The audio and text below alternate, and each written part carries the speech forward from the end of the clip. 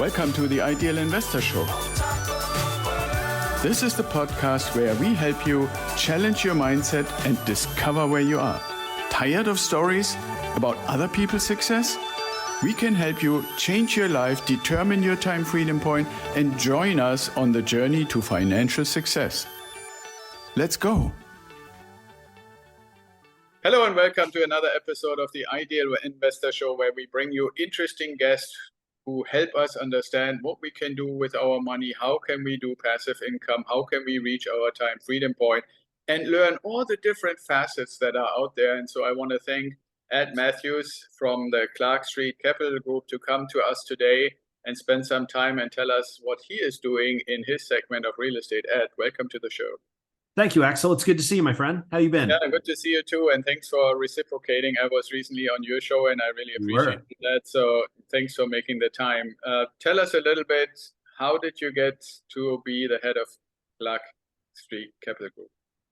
So I spent about 24, almost 25 years working for teeny tiny Silicon Valley startups and other companies, both here on the East Coast, but mostly on the West Coast. And realized about 24 years into my career that traveling 150, 200 nights a year is not optimal, especially when you have a family. And so my daughters were getting into their teenage years, and my wife and I had been, talking about the fact that I was missing a lot of good stuff at home. And back in 2011, I had started as a side hustle, just buying up small multifamilies and flipping a few houses. And we would flip a couple of houses and buy a 3 or 4 family, and we'd flip a couple more houses and buy another 4 family, and so on. And, over the course of about 7 or 8 years, that income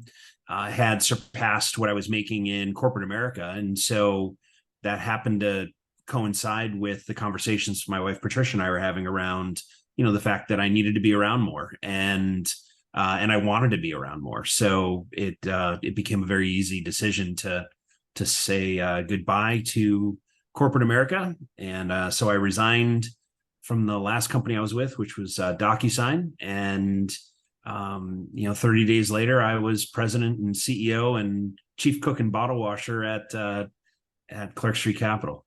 Yeah, absolutely. Thanks. That's a cool story, and it totally makes sense. And I can relate, because after my Air Force time, I first started consulting and traveled a lot. And it's exactly like you said, what happens is that you basically only have, like everybody else, 168 hours a week, and something is suffering, either the job or the travel or the family or the kids, somebody is, and something is suffering. Now, you said you bought these 4 plexes kind of like on the side to basically put the money that you made from your flips into worthwhile places.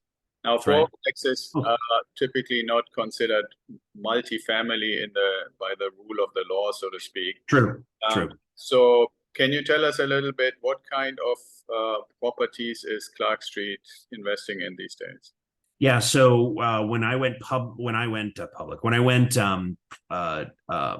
time, maybe next, we'll see. Not anytime soon. Having done that a couple of times, I know how hard it is, and it's not something I'm interested in. It's also very expensive. But when I went full time in February of 2018,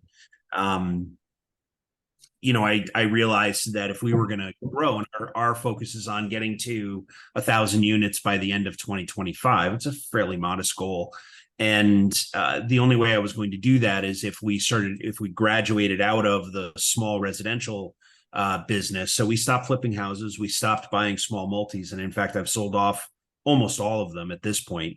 And we've poured our money into and our resources into larger multifamily. We tend to stay in the 10 to 50 or so units, mainly because I want to stay under the radar of, I want to work with mom and pops, and I want to stay out of the under the radar of a institutional buyer who has far deeper pockets than I do. And so, one of the things, I live here in Connecticut, and that's where most of our portfolio is.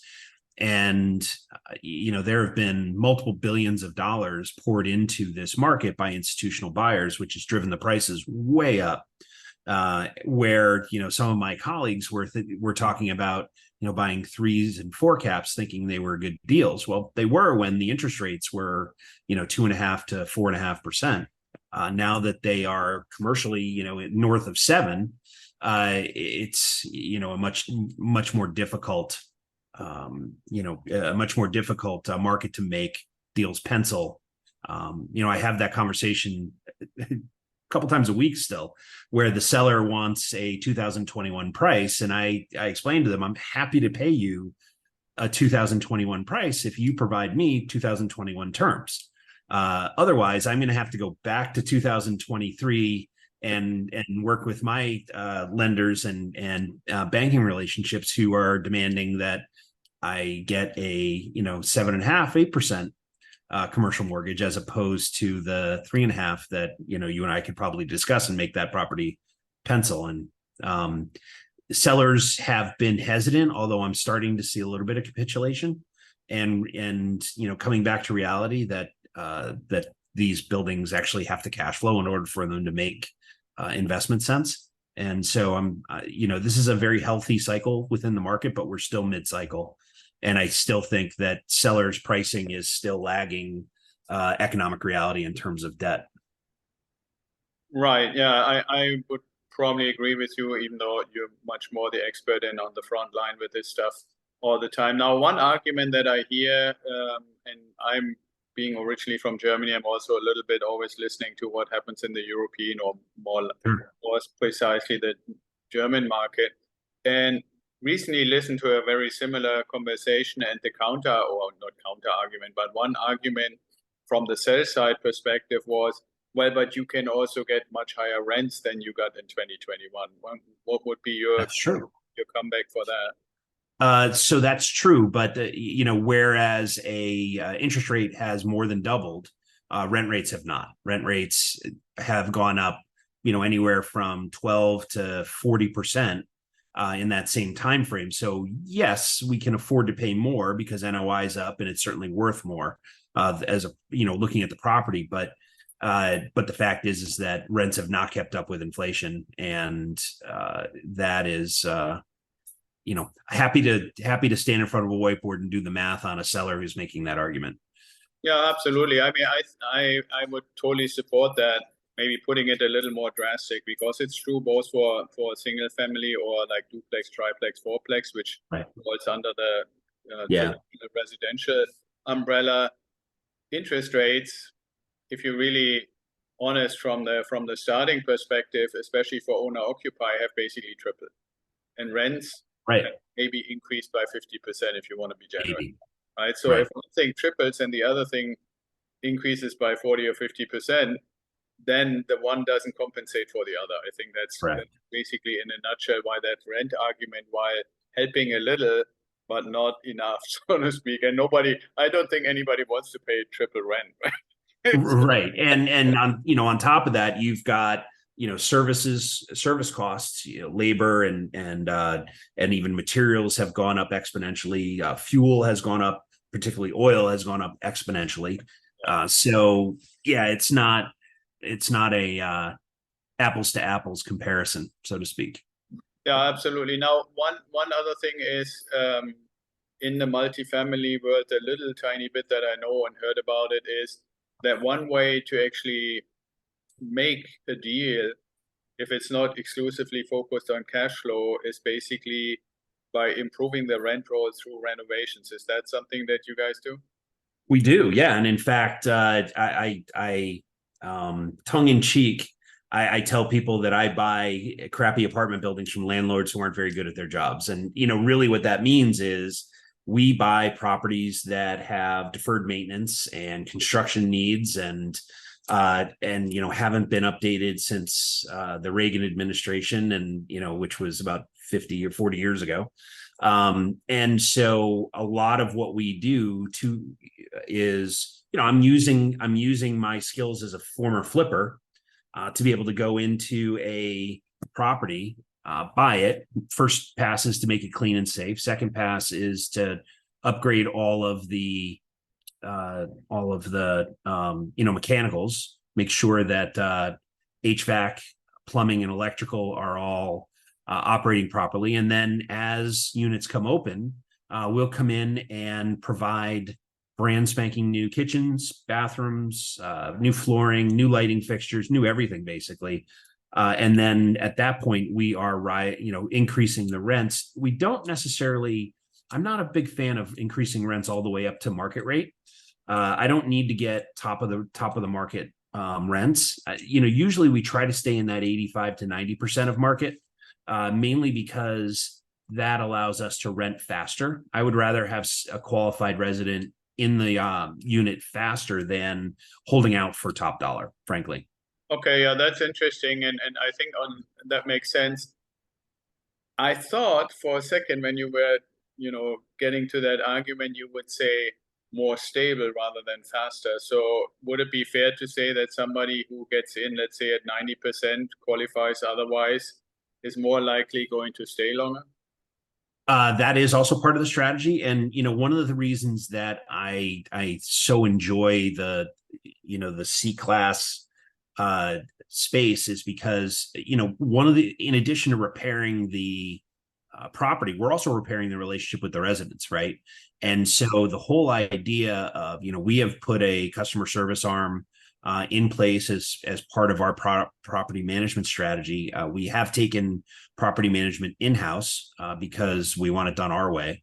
And the advantage to that is that when a resident calls and has a question or asks for help or reports something broken, they get a phone call back immediately. A member of our team is usually out there either same day or definitely within 24 hours. Whatever's broken gets fixed. We follow up to find out and confirm that the thing that was broken or needed to be replaced has been fixed or replaced. And, what that does is over time, it repairs the relationships. The whole idea here is to drive down our vacancy rates, as far below 5% as humanly possible. And for the reason that you mentioned earlier, which is that, our goal is to have our residents stay in excess of 4 years, where the average here in Connecticut is, depending on who you ask, somewhere between 16 and 20 months. And so, the fact is that we've got, I think our average is about 46 months, which is almost 4 years. So basically twice as long. And what that does is that makes us a lot more profitable as well. We have happier residents. It's a lot easier to rent our buildings because they've got the brand of that building within the neighborhood is strong.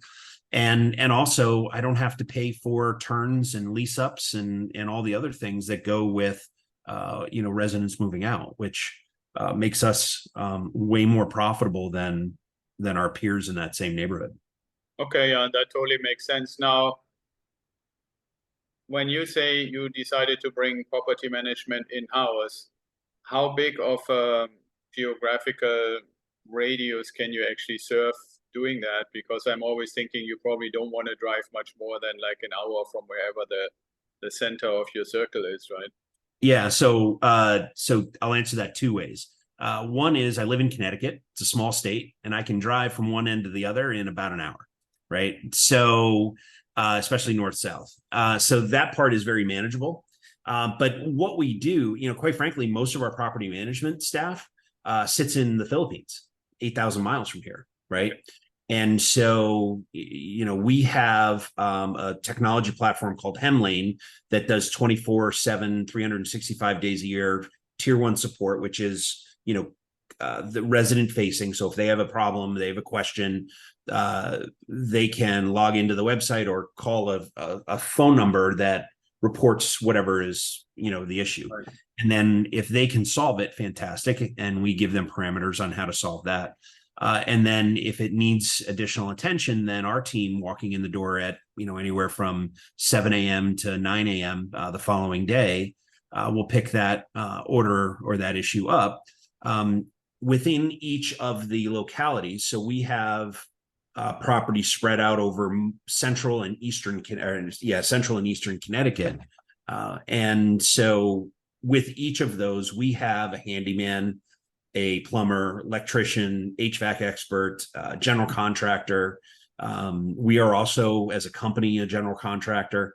And so with each building, we have a team of maintenance team, folks that are relatively local to the building. So it doesn't much matter to me where the building is, because we're hiring local talent anyway, and everything gets managed centrally anyway.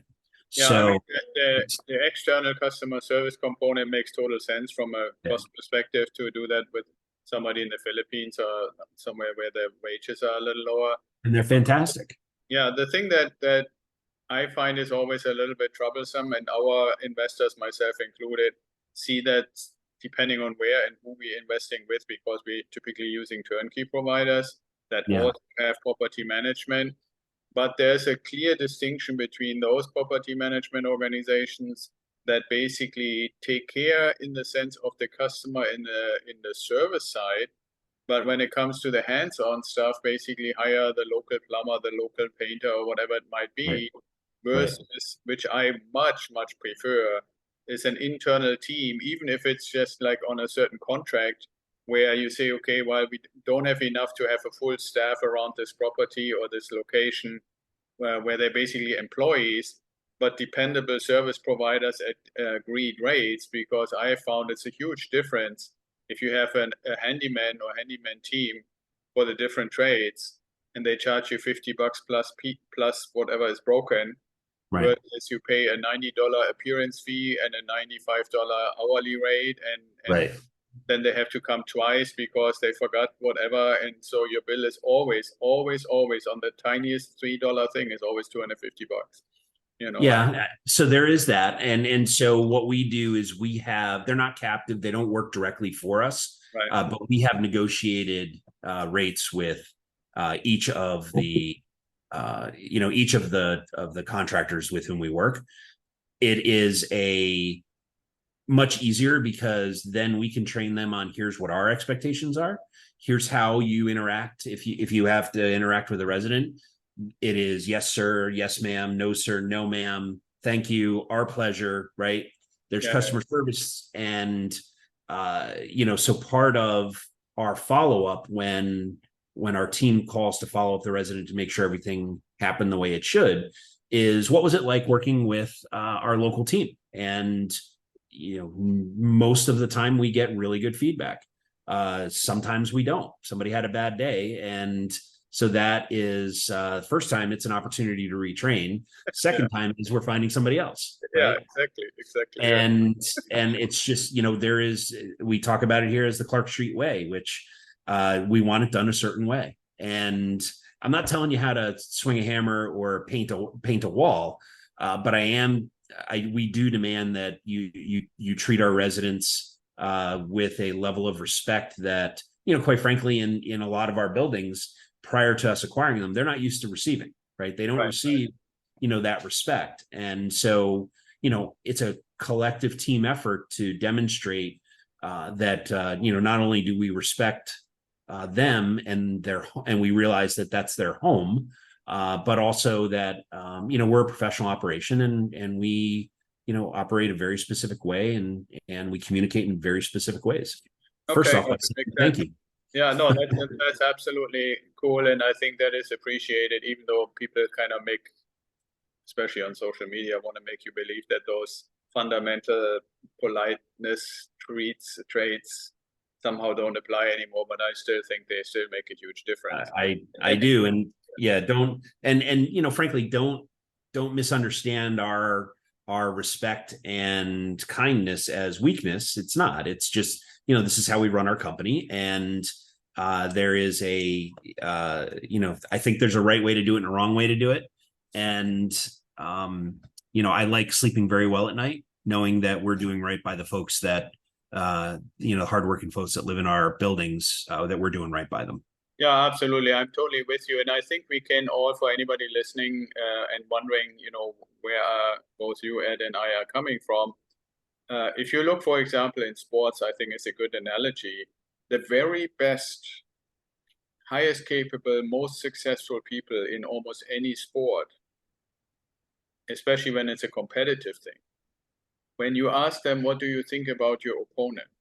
Almost unequivocally, the first thing you hear is, we have, or I have respect for, whether you go into boxing or anything in athletics or in swimming or stuff. If you listen to anybody, any interview Michael Phelps ever gave about other competitive swimmers that were actually not just anybody, but who also had something to their record, respect is always the fundamental thing.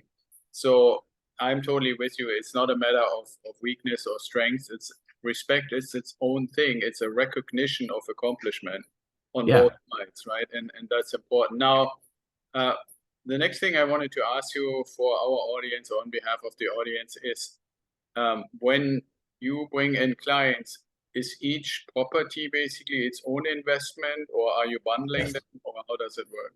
Yeah. So each property, we call them projects here. Each project is its own separate entity. So it's its own separate LLC, its own separate company. And, depending on the ownership structure, sometimes it's a joint venture. Other times it's a borrower lender relationship on a private basis. And a lot of times it's a syndication where there's a general partnership and a limited partnership. And, in all three scenarios, everybody understands very clearly, one of the documents everybody signs is roles and responsibilities. Here is my role. Here is your role. Here is the expectations that come along with signing on the dotted line. And so we're very clear about that. Yeah, that's very good. So if anybody who is listening saying, well, I like the fact that you respect, I like that you want to provide good customer service, I like that people stay almost twice as long as average and so forth. What is basically the path to investing with you? Can you describe like what the different pieces are? Somebody were listening and saying, okay, well, maybe I do my next investment with Ed. What would it take? Sure. So most of the projects that we do, we work with people who are what are called accredited investors. And so accredited investor here in the States is one of a handful of things that you have to qualify for.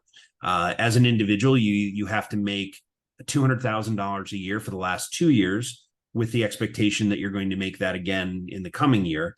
If you're a couple, that number bumps up to $300,000 a year, again, 2 years prior, with the expectation to make it again. You can have $1 million net worth, or you can have credentials, licenses that demonstrate to the Securities and Exchange Commission that you know what you're doing. So a Series 7, a Series 65, and I believe a Series 82 license all qualify you as an accredited investor. So you only have to have one of those things to be able to invest with a company like ours.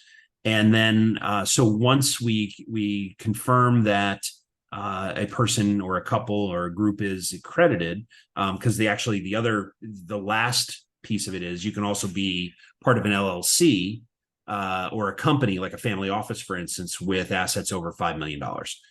And so once we determine that the person or entity that we're working with is accredited, first meeting is a 15 to 20 minute meeting where we talk about your goal, the investor's goals and where they are in their journey, and understand their risk tolerance. Some people are cowboys, some people are librarians, right? And I tend to be in the middle. So I want to make sure that the projects that are coming down the pike, and they do range, right? They range from turnkey, which means there's really nothing to do, we're just taking over management, to value add, which is the entities or the properties I was just talking about earlier, all the way up to development, where we're buying, and in fact we're doing this now in a couple of weeks, we're buying 58 acres and we're going to build a whole bunch of multifamilies on it. That's way more risky than a turnkey property investment. So I need to understand as an individual or as a family or as an entity, where are you on your journey, and what is your risk tolerance? And then also in terms of getting to your goals, what kind of returns do you need in order for it to make sense, right? Those vary from project to project as well. I mean, we tend to look for a minimum of 12% return on investment. just because I think that, that allows us, like, one of the things that drives me is that I feel almost a moral and ethical need to help people get off the stock market roller coaster, right? Because I think it's a casino, and Hey, I mean, that's my word. I always use yeah, that. yeah, maybe I stole it from you then, but No. but Anybody who looks at it knows it's a casino. yeah, and not that, I mean, I have plenty of assets in the stock market, but they're in ETFs that track the S&P 500 and technology indexes and things like that. I do not, personally, and I'm not giving advice here. I am not a financial advisor by any stretch, but I don't mess around with individual stocks for that reason, right? And so, but most of my assets personally are in real estate. Most of my wife's assets are in stocks. Just to give you an idea of just within our couple, the differences in our risk tolerances, right? And so, once I understand the investors' goals and risk tolerance and where they are today and where they're looking to go over a defined period of time, that informs us as to which projects might be a good fit. And so as we create deal flow, if a project profiles against one of those investors, then we get on a call and present that to them and tell them the pros and cons of doing the deal, and here's where we see the risk, and here's where we see the opportunity, and here's what we expect, and here's what's possible, and basically give them the good and bad of every deal so that they can make their own educated decision. They can talk with their advisors and have an opportunity to invest with those projects. Typically our minimum is 50,000. We're about to announce another opportunity, which I can't really talk about quite yet, where that would be a little bit higher. It's more of a fund, and I can talk about that in a few weeks, but by the time this goes public, if you pick up the phone and call me, I'll probably be able to talk about it. But basically in that case, the minimum investments are a little higher because your return is a little consistent. Yeah, thank you for describing and explaining that. I mean, obviously, when you buy a piece of land that you expect to develop, and a large, like you said, 58 acres or something like that, there's probably quite a few units going on there. That will take a while, and then until you have it all set up and properly stabilized and so forth. And I guess the way I know you will probably not want to sell it, but so. But that obviously is a longer time horizon than something that already exists, whether it needs a little work or a lot of work or no work. Right. So I hear that, and that's really like helpful for anybody who is considering, maybe I want to do something like this.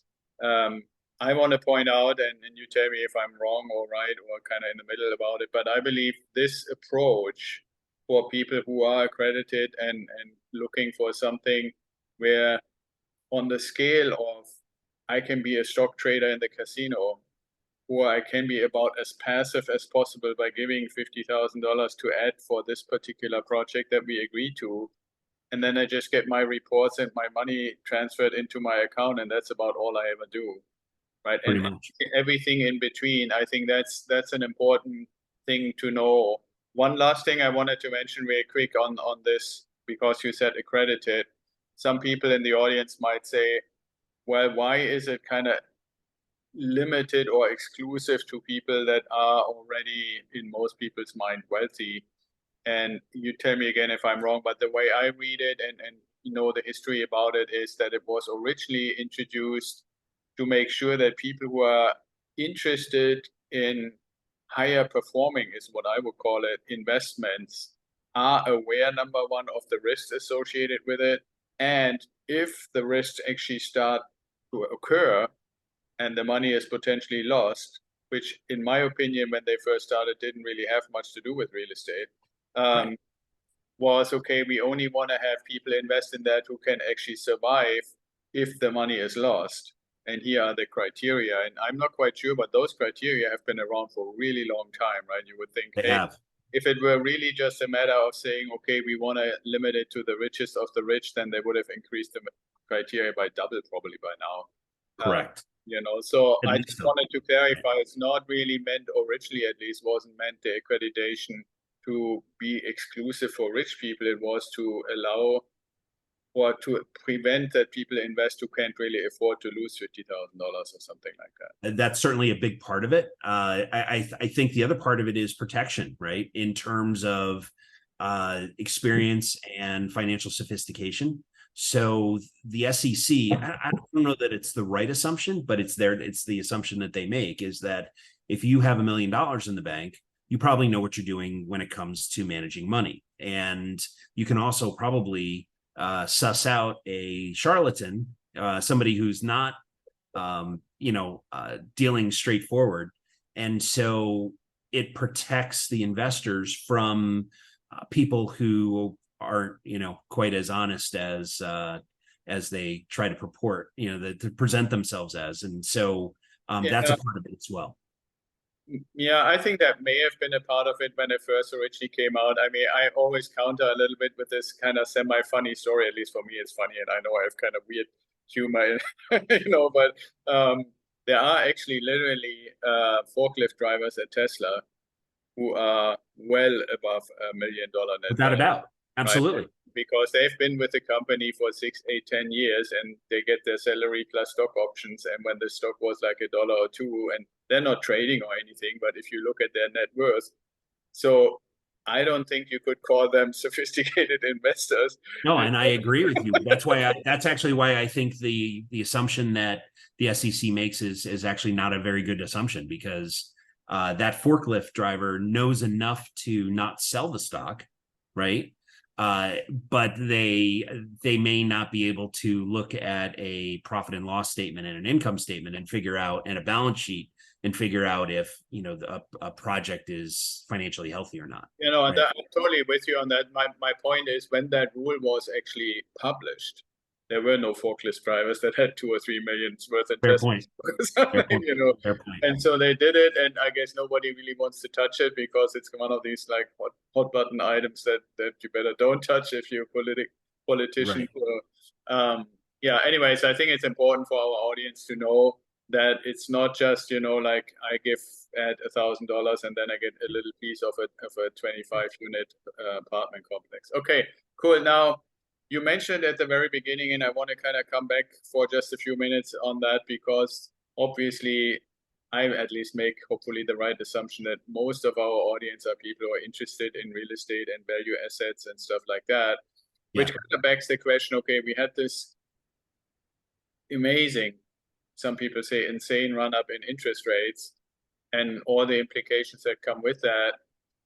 But it also begs the point, okay, so how are we most likely going to see the future unfold, like in the next maybe year or two? What does Ed think is going to happen? I wish I had an accurate crystal ball, because I'd be driving a much nicer vehicle than the Ford Expedition with 95,000 miles on it that I drive. You only drive that because you're not a show off. Come on. I only drive that because I'm cheap. Right. I like not having a car payment, right? Yeah, so, right. So I think that I think obviously the thing, and you and I were talking about this before we hit record, in terms of the free money that has been printed over the last 15, 20 years, and this is the inflation is the bill coming due, right? And you were correct in saying that we've been able to push off a lot of that inflation risk to the rest of the world, as we've progressed through this economic cycle, which is why we haven't had a recession in so darn long. It's probably also why we're going to see either a minor recession or a soft landing, as the economists like to call it. I think even the Fed at this point has taken a major recession off the table in terms of their own analysis, which is good news for everybody. The challenge that they have, though, is that the market is for job market is still very, very hot. The housing market is still white hot. There's no inventory. And, a huge part of that is because a lot of people don't want to sell their home, which has a 3% mortgage, to go buy a more expensive home with a 6, 7, 8% mortgage on it. And so there's no inventory, but, which is contributing to the housing shortage. And, it's so what I'm also seeing happen is that developers are starting to crank up even though materials and labor are still very expensive, it's starting to make sense to start building houses again, which will help close the gap of, I believe the number is somewhere north of 4.5 million housing units that the U.S. is short. I've seen as high as 5.5 actually, but I think 4.5 is probably where it lands. And the fact is that developers are going to have to start to close those gaps themselves, and that is where the inventory is going to come from, I would imagine, for at least the next couple of years. The good news is that I think the Fed is pretty close to the end of their raise cycle. I suspect I keep reading that there might be one more quarter percentage point basis bump, but that would be negligible. And but here's the thing. I have this conversation all the time with fellow investors and folks that are looking to get into the residential market. Like a lot of them are our residents, right? Hey, I want to go buy a house. I've got a pile of cash, but I can't afford the mortgage payment yet. And, the thing is that historically, if you look back over the last 50 to 75 years, the average mortgage rate has been in the high 6s to mid 7s as an average, over that course of time, even considering the last 15 years of, 2 to 5% interest rates. My parents, when I was growing up in the late 70s and 80s, their interest rate on their house was like 18%. Yeah. And so, the fact that we're in the 7s actually is a very healthy thing. It's going to take a little while for people to adjust to that. And that means that they're going to have to make decisions on, do I really need to buy that 3,000 square foot house, or would the Colonial, or would the 2,200 square foot Cape, 5 doors down in the same neighborhood suffice? And they're going to have to make those choices.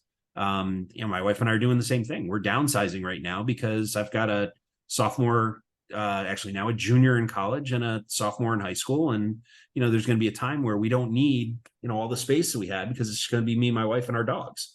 And, we don't need a 4-bedroom house for that. Right. And so, I think that there's going to be a lot of churn in the market over the next 3 years. But I think it's going to start in the latter part of that 3-year cycle, not anytime soon. I think the inventories are still going to be very tight until development really kicks in, which I think is probably 6 to 12 months from now. And I think that mortgage rates are going to stabilize. I don't see them going back down below 5%, frankly, in my lifetime. And I'm 53. Yeah, that's cool. And thanks for giving us your view on things. Just for if anybody listening to us is kind of interested, my view is similar. I believe the shortage is bigger because over several years, a lot, depending on how many years you want to count, it doesn't really account for population growth. Right. It only says, okay, at some point we stopped increasing inventory, and so we should have actually, for replacement purposes, built X. But the fact that the population has kept growing, and I mean, the United States is one of the unique countries in that way compared to everybody else in the West that is declining in population, but the US is still growing a little bit in population every year. And on a 330 million population, if we're growing by like slightly less than 1 million people, they need to live somewhere. Right? Not maybe immediately, but sooner or later they need to live somewhere. So it might be that it's actually more than 5 million units missing because we haven't been building for a long time. I actually personally believe that we will. That maybe we have to stay connected and see for the rest of our lifetime how it goes. I believe it's going to come down, not very quickly. I'm with you. The next 3 years, everything you said, I'm totally with you. I think a little beyond that, I believe it has to come down probably below 5, not to 3 or so, but in the low 4s. Not so much for real estate or for investing in general, but we just keep building this insane debt on the national and state and city and every level, basically. Not even if you take the private individuals, the population out of the picture, just look at all the different government entities and how much debt they already have and keep adding, have already committed for the next 10 years. So interest rates at 6%, which would mean we have like 10-year treasuries at like 3.5 or something like that, is basically meaning the whole GDP would basically go in just paying interest. Right, the disposable income, because a lot of it is anyway committed to all kinds of programs. There's only, from what I know, like 25% quote unquote disposable. And that would, if we stay at the levels like where we are right now, when we reach 40 or 45 trillion in debt, then all the disposable is only going to go in paying interest. And I don't think this is a realistic proposition to actually occur. So that's mainly the reason why I think it has to at least temporarily come down again to be able to afford the debt. Yeah, exactly. So that's maybe the only little tiny difference. The other part I can say, at least for my parents, and when I was younger in the 70s and 80s, the component of disposable income to actually afford those 5 and 6 and 7% mortgages was definitely bigger than it is nowadays for most people, right? And as it relates to the salary levels. I mean, my parents in their normal work life doing nothing special, they had regular W-2 jobs and stuff, could buy a house or get a house built and pay it off by the time they go into retirement. I don't see anybody right now, unless they really, really top 10% income earners, have that chance anymore, regardless what the interest rate is. Yeah, I think our generation, yours and mine, is probably the last generation that's going to be able to do that. I mean, when we bought our house here in Connecticut back in 2008, I set the mortgage up so that we paid it off when I turned 67 and my wife turned 66. Yeah. And, that's the only reason we would stay in the house, is for that purpose, right? So now that we're considering downsizing, we're going to downsize substantially. I probably in the next 2 or 3 years. And I'm only going to have a 15-year mortgage because I do not want to go into my 70s with a mortgage, right? No, I mean, you probably also didn't anticipate the equity gain over time, right? That you actually that doesn't hurt. That does not hurt. Yeah. But it's interesting from an inventory perspective. I mean, you mentioned that developers haven't kept up, and the thing is that here in the States, 2008 wiped out a whole generation of general contractors and developers. And all of those folks that used to build houses for a living are now, handymen, and some went back to college, and some are mechanics now, and some are, doing entirely different things. They're not building houses. And so that's one of the really big reasons why we're so far behind, is that there aren't enough developers out there now. They're starting to come back. I mean, people like me are starting to get into the business. But, here we are in 2023.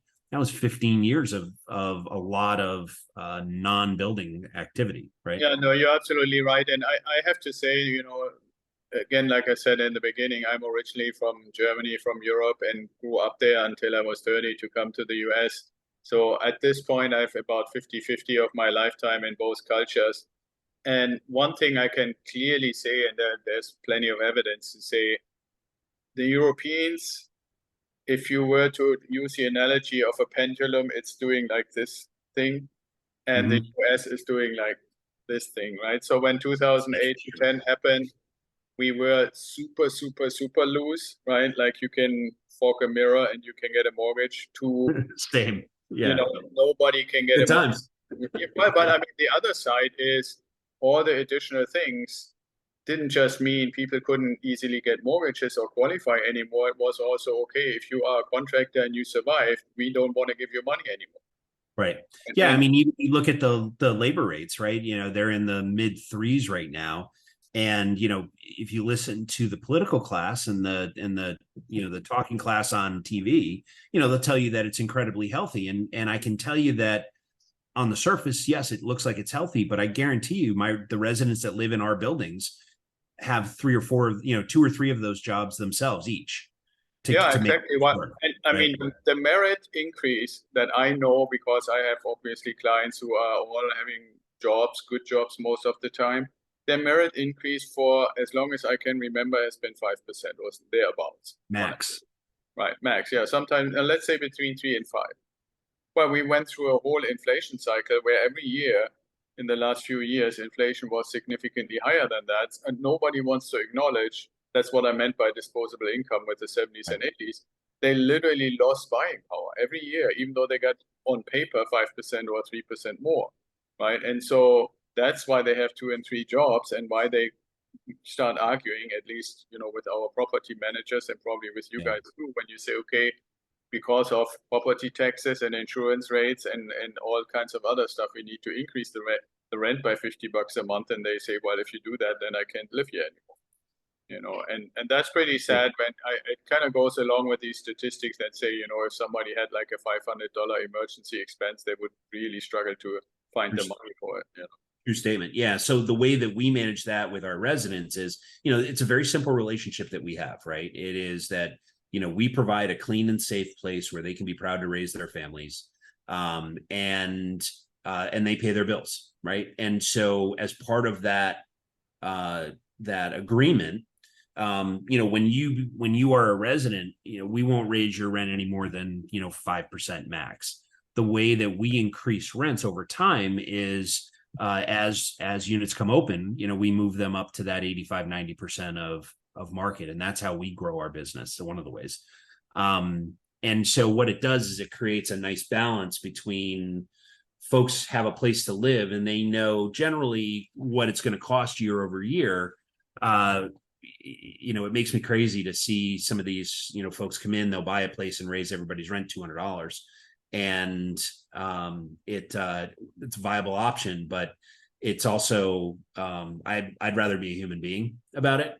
And the other thing that's interesting in the dynamic is it's that same mentality that went off and bought 100, 200, 300 unit complexes at a 3% adjustable rate mortgage, either did or didn't buy a rate cap. A lot of them didn't, and now they're about to be repriced. And Moody's had a presentation back in January of this year that said 23% of the mortgages that are about to be repriced can't be refinanced because the buildings don't cash flow anymore, right? They fail the DSCR test. Yeah, and I think on the residential end, it's probably more manageable because there are others like you and me who can at least take some of that inventory.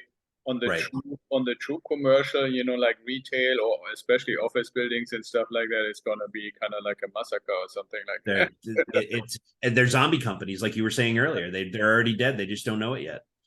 Well, and then they're dead partially because they would ultimately be asked to, they paid for a year or two of rent, and now they would be asked to pay significantly more, even though nobody's coming to the office anymore. And so there's a lot of things in that direction. I'm just saying, like this whole discussion about soft landing or hard landing is making it sound like it's only one variable to be considered. Yeah. There's so many variables, a lot of which are very, very, like you said, crystal ball, very hard to predict. What happens when the zombie companies go down and the people get unemployed and they have to prioritize what they use their unemployment checks for, and on and on. There is like a cascade that would happen. We'll see. As you said, nobody has a crystal ball, but I think on the interest rate end, I'm a slightly bit more optimistic, not because I think the Fed or the averages want to get below. I think they have to get below because otherwise all we do is basically committed budget plus interest, and that's all we can do. And no economy can live with that if you don't do any infrastructure investments or nothing anymore. So I'm hoping you're right and I'm wrong. Yeah, right. I hope I'm right. but in terms of responsibility to the company and our investors and all that, and our residents for that matter, I have to plan for people. I have a friend of mine that says you plan for mushroom clouds on the horizon, and then you're pleasantly surprised when they don't arrive. And he's not wrong, right? I mean, absolutely. That's why I view primarily my job as risk manager. right? Yeah, no, I'm with you, and that's why I'm saying, we have never and will not buy or suggest for anybody to buy a property if they're within our tribe, in our community, that doesn't provide at least some cash flow, even if the interest rate is 8%. Good And advice. if it works that in 3 years or 4 years or whatever, you're right and it goes to 5, or I'm right and goes to 4, it doesn't matter, then we refi. But it already worked until that point. If it doesn't Yes, work now from day one, you shouldn't do it. And I think correct. that's not financial Wholeheartedly advice. I agree. think that's just common sense.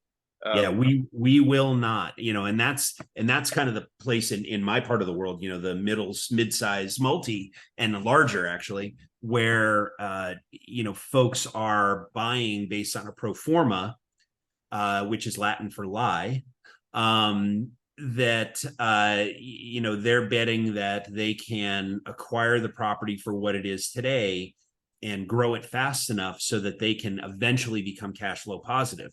I think that is a recipe for disaster. It always has been. And somebody asked me a few weeks ago, how has our investment philosophy and the thesis of our market, how has that changed over the last 5 years? And my answer was it hasn't. Yeah, mine. If you ask me the same thing, I would say the same answer. You come up with a principles-based strategy. Yep. I believe then you don't ever have to change it. Correct. Yeah. We need to see cash flow. We need to see a 12%, minimum 12%. I like to see a couple $100 a door from the day we buy it immediately in cash flow. If there's a whole bunch of vacancies and we see a path to into fixing those and filling them, in a 90-day period, we may still do the deal, but then that just means that we need to raise more equity. Right. I'm never hoping. Yeah. And I'm assuming you would very closely look at why are they vacant, right? And, if it's a matter of, just circumstance, or is it because deferred maintenance, or is it because it's usually the case. You can only get there when you aren't, or whatever, Right. Yeah, okay. No, we tend to stay out of the war zones, but a lot of the properties that are economically vacant, in our world, are because the current or previous owner didn't have the capital to fix, to buy new appliances or fix whatever was going on, with each individual unit. So they cannibalize the units until the point where they can't afford the building anymore. And then absolutely. Which is actually, if you really think about it, and I think that is probably the last thing before we get to our last two questions. Sure. I find this kind of, in a sense, weird, or whatever other word you want to use, because we both just for the last 45 minutes or so talked about what kind of a great opportunity it was, as long as those loans and mortgages and all this stuff was cheap, right? And equity building happened anyway. Like almost any place that falls in the category of real estate increased in value during those times. Yes. So that those owners, however much involved or little involved they wanted to be, did not see that they could have gotten money on the equity within the building and fix it up and keep it and make real good money going forward. Correct. And didn't do it. I mean, I'm glad for you that they didn't, so you can actually buy them and help other investors to get in. But it says something about the industry that there are quite a few of these properties where that opportunity came by, and quite a few what you call mom and pop owners just didn't see it. Yeah, I think people get lost in the details, right? And it's the forest and the tree thing. Yeah, that's part of it. You know what I believe the reason is? The same reason, by the way, that people invest in the stock market is they believe it can only go up. Right. Right. The same thing is they believe there are so many people in real estate who believe the value can only go up and interest rates can never go up and will always stay low. I mean, there's a whole generation now that is like 15 years within the industry and has never really seen what we've seen in the last 12 months. Yeah, I mean, I was here in 1987. I was here in 1991, 92. Certainly was here in 2000, 2001, 2008, and whatever cycle this turns out to be. You start to see patterns, right? And yeah, absolutely. I'm sure in 87 and in 2001 and 2003, you told your wife that you were on the right side. Well, in 87, I was in high school, so I was hoping my dad and mom had it handled. Yeah. 91, 92, my then girlfriend, now wife, we didn't own anything. We were broke college students. So that was, but I got to watch it at least. Yeah, no, I'm And just saying, those were cases where the stock market really collapsed, not so much the yeah, real they were estate. nightmares, right? And Yeah, then, 94, somebody invented the internet and here we go. But, and exactly. then that crashed. Okay, cool. So tell people that listen to us, how can they get in touch if they say, hey, Clark Street is really cool. The principles that Ed has are really cool. I like that. I fall into the accreditation criteria. How do they get in touch? So best way to reach me is through our website, clarkst.com. You can also go to any of our social media channels. We're all Clark Street Capital on Facebook, Instagram, YouTube, Twitter, LinkedIn, you name it. And those are probably the best ways to reach. I'm also Ed Mathews and Ed Mathews 4 on all of those channels as well. So if you want to reach out to me directly and slide into my DMs, as they say, feel free. I'm happy to talk.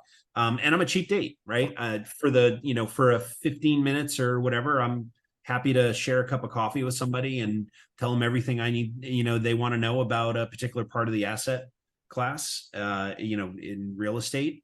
You don't have to be an accredited investor to just pick my brain. I'm happy to do it because someday you might be. And either you go off and do what I do for a living on your own, or maybe you work with me down the road, and that's fine too. Very good. Okay, and we're going to put all those different like social media things and so forth in the show notes. So Great. with that being said, we have the last two questions I ask everybody, and the first Yes. of those two is, if you could meet anybody, who would it be and why? Oh, wow. I would have loved to have met Nelson Mandela. Okay. And if only because I would love to understand how he lived the first half of his life in such atrocious circumstances and then had the grace to emerge from that, not only to be able to lead his country, but also to not seek retribution on the folks that had imprisoned him for the first 25 years of his adulthood. I would have loved to have spent an afternoon having a cup of coffee with him. Yeah, that's a great person and a great reason. I wonder, I mean, just for bring it down from somebody amazing like Nelson Mandela to what we do, if you had the choice, I lied, I actually put in half a question in the middle here. If you had a choice to say, I want to do something really, really, really bad. Yeah. It took me 20 or 25 years to get the opportunity, but I could also go after all the people that made it take 25 years. Yeah. What would you choose? So what would I choose? I hope I would choose Nelson Mandela's way, but I'm Irish, so there's the old term Irish Alzheimer's, which means we forget everything except the grudges. So Right, it is, I hope I would do what I hope I would follow Mandela's example, but maybe not. I don't know. yeah, somebody once said to me, he is a prime example of the ability to suppress your reptilian brain. Yes, and he's better at it than I probably. So, yeah, better than most, I'm sure. Yeah, my caveman brain a reptilian brain tends to kick in more times than I'm willing to admit. Okay, cool. Yeah, very good. So that's a great one. And then the final question is, if you had a time machine, you can go anywhere. You're not allowed to change the time-space continuum, but other than that, you have full freedom. Where would you go and why? Wow, that's a great question. I think I would love to go back. Well, in my lifetime, I would love to go back to high school and know that, and have the knowledge that I have now and know that high school isn't as big a deal as I thought it was. Yeah. It would have as little an impact on my life as it actually has. Historically, I would love to be in the room when the founding fathers of the U.S. were writing either the Constitution or the Declaration of Independence. And I don't need to play a role. I would just like to sit and listen. Okay, cool. Yeah, that's definitely a very important historic point. And when you come back, you would have to tell me, at least, if not everybody else, how much they assumed that what they put down would not have to be adjusted by the changing of times. It's an amazing document in that, or set of documents in that it assumed, you know, it assumed they assumed in writing that document that they didn't know everything. Right. And nor could they. And so they wrote it with the expressed desire to be able to provide future generations the ability to adjust the document, stay true to its core tenets, but also adjust the document as society evolved, right? Okay, cool. Well, thank you again, Ed. It's always, as we can see, I mean, we can go on for hours and hours. It's such great fun.